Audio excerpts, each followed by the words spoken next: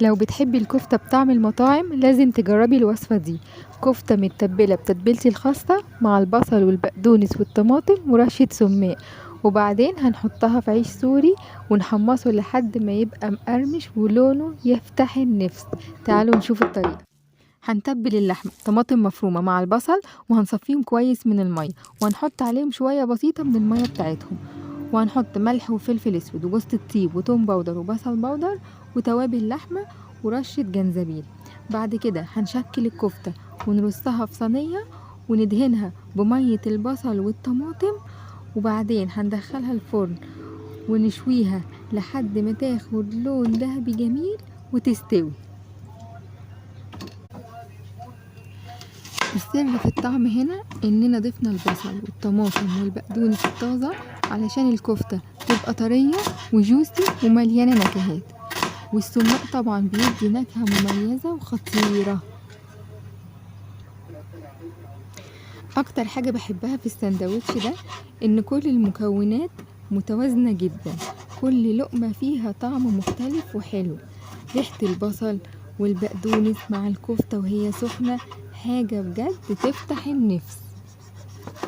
الطماطم بقى بتضيف عصارة وانتعاش للساندوتش بتكمل الطعم، اما السماق فبيدي حموضة خفيفة ولطيفة بتخلي الطعم ألذ بكتير، والبقدونس الفريش بيودي الساندوتش في حتة تانية، لازم تجربوه.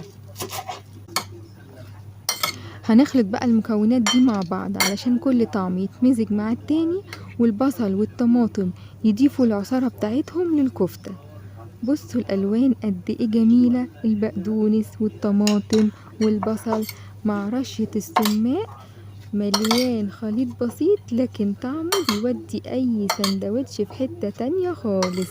ريحتهم تحفة، لازم تجربوا الخلطة دي مع سندوتشات الشاورما، سندوتشات الكفتة، هتخلي السندوتشات تحفة. بصوا بقى جمال الكفتة ولونها وتحميرتها، طرية من جوه ومتحمرة من بره.